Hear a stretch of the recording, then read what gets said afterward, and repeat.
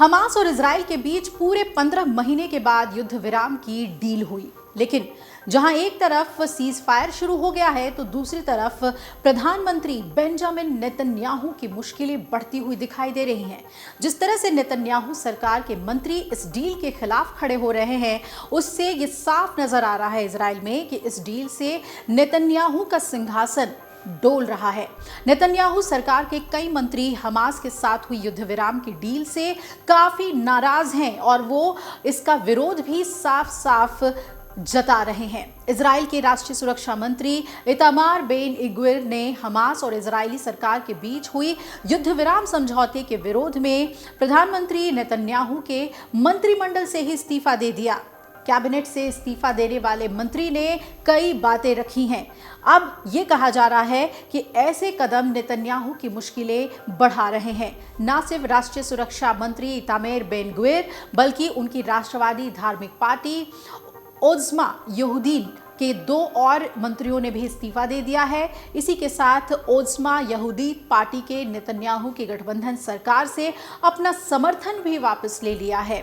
अब इन इस्तीफों के सामने आने के बाद नेतन्याहू के नेतृत्व वाली गठबंधन सरकार में काफी तनाव देखने को मिल रहा है। अगर गठबंधन की सरकार में मंत्री अपना समर्थन वापस ले लेते हैं, कैबिनेट से इस्तीफा देते रहते हैं, तो नेतन्याहू के सिंहासन के लिए मुश्किलें तो खड़ी हो ही जाएंगी।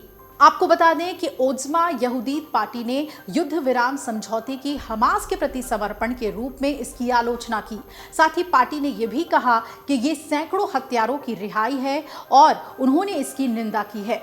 पार्टी ने दावा किया है कि इससे गाजा में इजरायली सेना की उपलब्धियां कम हो गई हैं और राष्ट्रीय सुरक्षा मंत्री के इस्तीफे के बावजूद नेतन्याहू के पास इजरायली संसद में मामूली बहुमत बरकरार है, जबकि ओज़्मा यहूदी पार्टी अब सत्तारूढ़ गठबंधन का हिस्सा नहीं है। उसने कहा है कि वो नेतन्याहू की सरकार को गिराने की कोशिश तो नहीं करेगी। मंत्री के इस्तीफे ने नेतन्याहू की गठबंधन वाली सरकार को कमजोर जरूर किया है।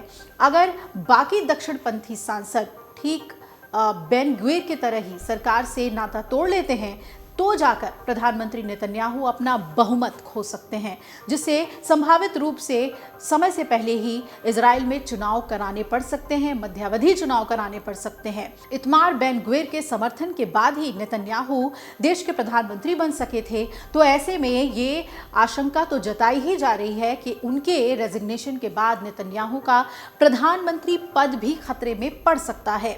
इजराइल और हमास के बीच 16 जनवरी 2025 को युद्ध विराम के लिए सहमति हो गई थी, डील हो गई थी और इसी के बाद 19 जनवरी से दोनों देशों के बीच युद्ध विराम को लेकर धीरे धीरे लोगों को रिहा करने का काम शुरू हुआ।